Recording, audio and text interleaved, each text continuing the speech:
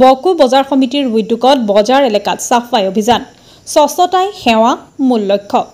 অতি গুৰুত্বপূৰ্ণ আৰু উন্নত বাণিজ্যিক কেন্দ্ৰ বকো বজাৰত আজি বজাৰ সমিতিৰ উদ্যোগত সাফাই অভিযান কৰা হয় বকো বজাৰ সমিতিৰ সভাপতি তথা যুৱ সমাজ কৰ্মী ৰঞ্জিত দলৈ আৰু সাধাৰণ সম্পাদক দুৰ্গেশ্বৰ ৰাভাই জনোৱা মতে সমাগত দেশৰ স্বাধীনতা দিৱস উপলক্ষে আৰু ৰাজক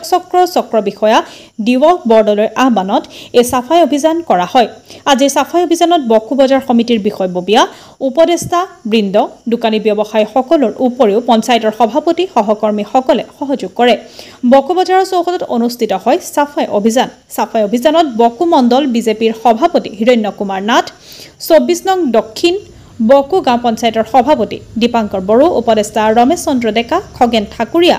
হিৰেন ৰাভা ৰতন হাউদকে ধৰি বহুকেইজন বিশিষ্ট সমাজ সংগঠকে সহযোগ আগবঢ়ায় বকোৰ প্ৰধানমন্ত্ৰী মেধিৰ ৰিপৰ্ট নিভাজ অসম লাইভ বকো বজাৰ সমিতিৰ উদ্যোগত বকো বজাৰ সাফাই অভিযান আৰম্ভ কৰিছে এইটো বৰ ভাল কাম কৰিছে আপোনালোকে সাফাই অভিযানৰ লক্ষ্যৰ ওপৰত অলপ কওক সাফাইটো হৈছে স্বচ্ছতা আমাৰ মানৱ জীৱনত স্বচ্ছতাৰ খুবেই প্ৰয়োজন সেয়েহে আমি আমাৰ মাননীয় চক্ৰ বিষয়া দিৱস বৰদলৈয়ে আমাক কৈছিল যে আপোনালোকে বজাৰখন চাফ চিকুণকৈ ৰাখক আৰু তেওঁৰ অনুৰোধৰ প্ৰতি লক্ষ্য ৰাখি আমি বজাৰ সমিতিয়ে যোৱা কাৰ্যনিৰ্বাহক সভাত সিদ্ধান্ত লৈছিলোঁ যে আমি বকো বজাৰখন চাফ চিকুণ কৰিম আৰু বকো বজাৰখন চাফ চিকুণ কৰাৰ ক্ষেত্ৰত আমাৰ বন্ধুসকল আমাৰ বিভিন্ন দল সংগঠনে সদায় আমাক কৈ থাকে আৰু সেয়ে আমি তেওঁলোককো আমন্ত্ৰণ জনাইছিলোঁ আৰু আমাৰ আমন্ত্ৰণ ৰক্ষা কৰি আমাৰ বকো মণ্ডল বিজেপিৰ সন্মানীয় সভাপতি হিৰণ্য নাথ ডাঙৰীয়া উপস্থিত হৈছে আমাৰ পঞ্চায়ত সভাপতি সন্মানীয় দীপাংকৰ বড়ো ডাঙৰীয়া উপস্থিত হৈছে